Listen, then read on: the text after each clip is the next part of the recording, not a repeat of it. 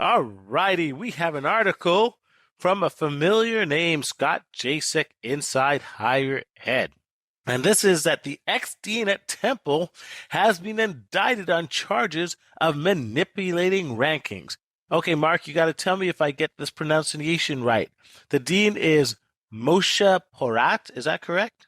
That one I didn't know. Can't help you with that. I was going to look it up and see if I could see him interviewed and didn't quite make it onto my to-do list because I thought that was going to come up. So we'll go with that and hope that nobody knows him. But he's been there for 40 years. Well, we'll go Dean Moshe. Yeah, there we go. Okay. Well, this is the former Temple dean of their business school. He's still on the faculty, but he has been indicted by the Justice Department on several federal charges. One is conspiracy to commit wire fraud, one count, and actually another count of wire fraud. And if he's convicted, he could serve up to 25 years in prison and $500,000 fine. You know, and this is where you go, OMBA, what did he do? So what he did was, let's give you a background first. Dean Moshe, from 1996 to 2018, was the dean of Temple's Fox Business School. So that's his first mistake, associating with Fox. But that's another story. He earned over $600,000 a year as dean. And even now, even though he's the ex-dean, he still earns a current salary of $318,000. But he has not taught a class since 2018. And he and two other his colleagues were indicted. And according to the federal government, the three of them worked together to submit false information about the school's online MBA and part-time MBA programs to the U.S. News and World Report in order to inflate Fox's rankings. So what did they do? Well, they looked at several factors: the number of students that had taken the GMAT, the average work experience, and the percent of students that were enrolled part-time. And they manipulated those figures in order to make them seem more impressive than they actually were. For example, they said that all of their students submitted test scores. Well, in fact, only 20% of them did. So the question is, how effective were they? Well, the answer is very effective. Between 2015 and 2018, according to this indictment, they got the number one ranking in their category from the U.S. News and World Report. And more importantly, because of that number one ranking, they saw their student number increase from 70 in 2015 to almost 356 2 years later. So a stunning increase. And so according to Lillian Perez, the assistant special agent of the FBI for that district, quote, Moshe Porat knew that burnishing the MBA program would make Fox more competitive, bring in more students and more dollars. But countless applicants made big decisions based on lies at the heart of this conspiracy. So, Mark, I'm going to stop now and throw this open for discussion. What say you? Wow, I was surprised a dean of a business school that doesn't have the largest endowment in the world was making over $600K. But he was getting a lot of money. So, several things. And by the way, great setup there, Dave. So lots of things are going through mine. One is, we've said this before, how it is a buyer's market. This shows the inordinate level of pressure that admissions folks feel to inflate their rankings. Not just rankings. I've said this before, right? There's multiple ways in which, quote unquote, the public keeps track of a good school. In my opinion, there's four main ways that I'm aware of. One is you just bounce it off everybody you know and you get a certain reaction. Great school, or they're a little silent. So that forms a little sense in your mind as to whether a school is good. What do those who you respect think about the school? But there are three other much more objective measures that tend to all be manipulated. One is rankings, which was what we're talking today. The other is test scores, which are often manipulated.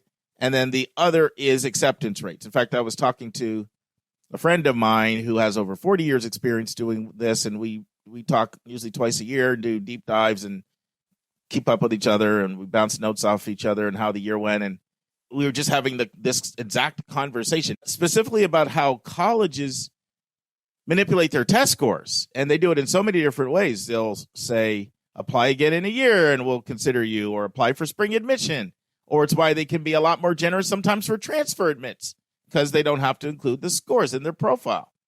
And so scores are one way schools do manipulation. Acceptance rates, we've talked about things like Snap apps, VIP apps, fast apps. We've talked about the fact there's no formal definition of an app.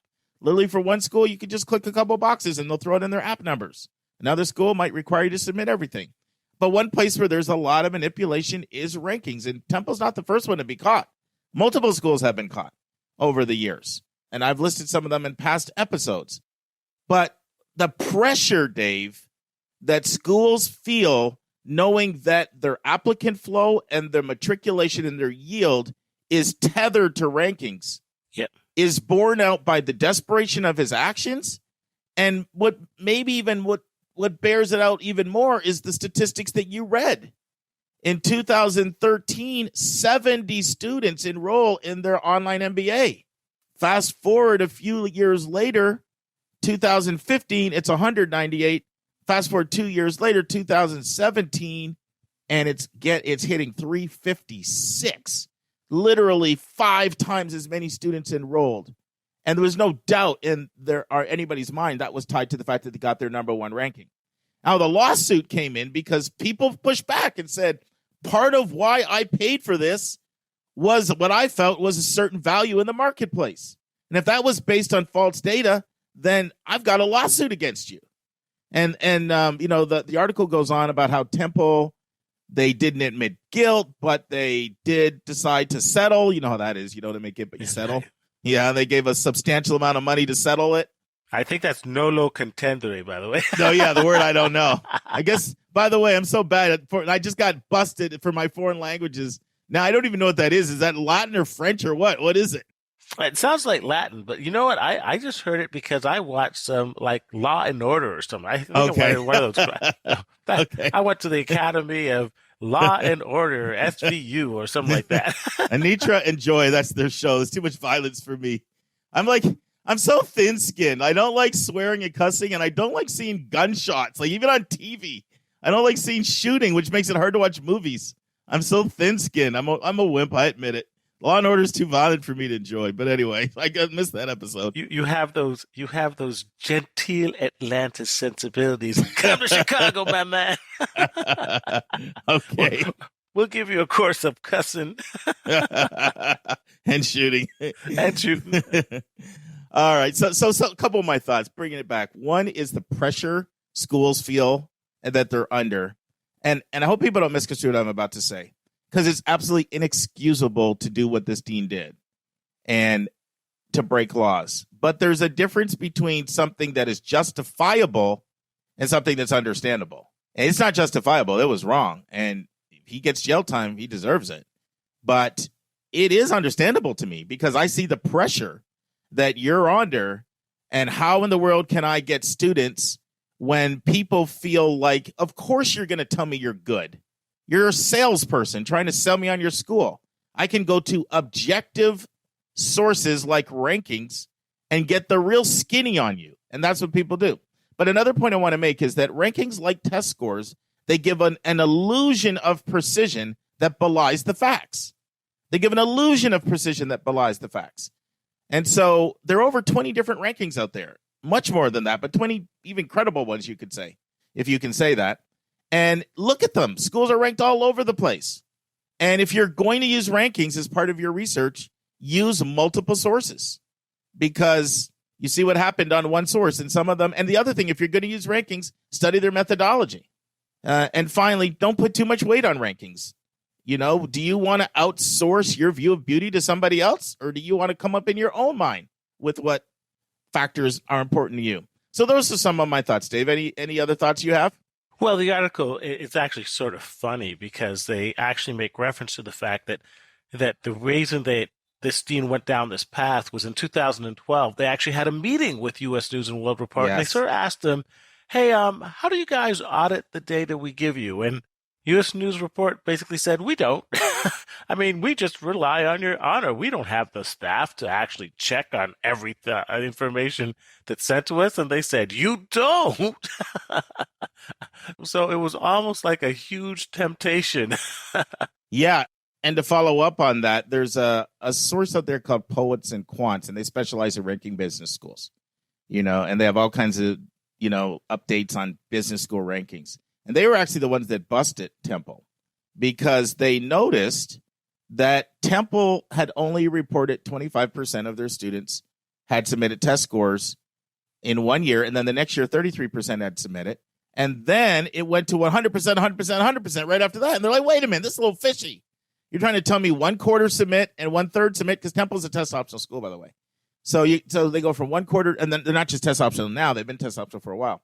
So you go from 1/4 to submitting 1/3, and then all of a sudden 100, 100, and 100. So yeah, so Poets and Quants blew the whistle, and then U.S. News looked into it, and then they got busted. But David, do you agree with me? Like, this sort of reveals the pressure that people are on to try to find some way to differentiate yourself. And believe it or not, it reminds me a little bit of Rick Singer. Rick Singer got busted. Yep. But other people are doing shenanigans out there. And we know, because Wake Forest got busted doing this. George Washington got busted fabricating the rankings, and several others as well. The rankings really, and when you look at the categories, they're completely arbitrary. The distinctions between even the schools, the numbers between the categories themselves are completely meaningless. It almost reminds me of similar rankings where they talk about like the best cities in the world to live, or the United States to live. And they have me up there in North Dakota and Wyoming, and I'm like, no, thank you. Absolutely. Yeah. They always, the best city is always someplace in like, Willamette, Minnesota. I apologize if we have any listeners there. Yeah, sorry. I'm going to get some angry emails. I'm sure it's a great place. I actually just made it up. So if there is a Willamette, I'd be shocked. Well, first I thought you were talking about Oregon, because there is a Willamette there. That's right. Well, let's just say the Oz.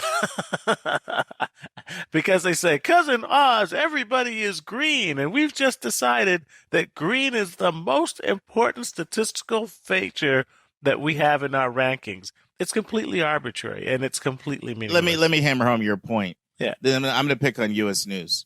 So U.S. News for years has relied heavily on what they call reputational rankings. And so what they do is they send deans, senior level people like presidents and provosts, a very, very lengthy document.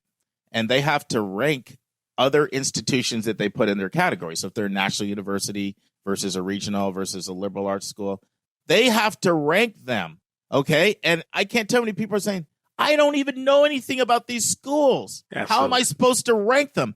And that has traditionally been 25% of the U.S. News score. Right. So yeah, okay, I've heard this school's good, or I think it's good. But I don't know anything about it. So that's just an example of how arbitrary this can be. Yes, right. And there's such a regional myopia in colleges as well. I can tell you that having gone undergrad in the East Coast, I would say 90% of the people who actually study in the East Coast remained in the East Coast and knew virtually nothing about the Midwest or the South or even the West, other than Stanford. Yeah. And so it's not just it's a complete ignorance of the institutions involved, and so it's literally the blind leading the blind, which is why I completely agree that these rankings are more than just arbitrary; they're just inaccurate at best. Well, here's the thing about the rank. Let me say this: most colleges that are ranked really high, unless there is fabricated data, most of them are very good schools. I'm going to say that they're very good schools. Okay. Yeah. But that doesn't mean they're very good for your child. That's the key. I mean, if it's a school in the city and your kid would die in the city, then it's not for you. If it's a huge school and your child wants something smaller and intimate, I could go on and on and on. If it's single gender and they do better co-ed or vice versa. So that's the problem. The other thing about rankings, the majority of them, is that they basically measure prestige. So, Dave, any final comments at all? Well, it's really just reinforcing what we've always been preaching on this podcast. You know, we're not saying totally disregard the rankings, but recognize the limitations of rankings, recognize that rankings have a very small role in determining the future success of any particular individual, and recognize that there's so many other things that should go into any student's choice of a college other than the rankings. And this just illustrates how rankings can be easily manipulated to the point of irrelevancy. So it's just reinforcing what we're always been preaching and that we will continue to preach on this podcast. Yeah, and I just want to make one last point to agree with Dave. So most of the times when I rail against the rankings, and it's one of my favorite things to rail against, I emphasize the lack of individuality. I emphasize the fact that they give a precision. They give an illusion of precision that belie the facts. I emphasize the fact that just because a school is very good, it doesn't mean it's a good match or fit for you. But this is introducing another element, which is you don't even know if you have accurate data because there's so much pressure on schools to be high up in these rankings that it invites corruption. And sure, you're not going to hear many cases of a 40-year dean getting thrown in the slammer, but there have been at least 8 cases that have become public in the pretty recent future where people have been caught manipulating their rankings. And so if there's 8 that have come public, how many are really going on behind the scenes? So it's just another reason to be a little distrustful of rankings. Is the data even accurate? So, all right, I think we're beating a horse, Dave. Time to get off beating a horse. Move on to other things. Okay. Other things. Okay.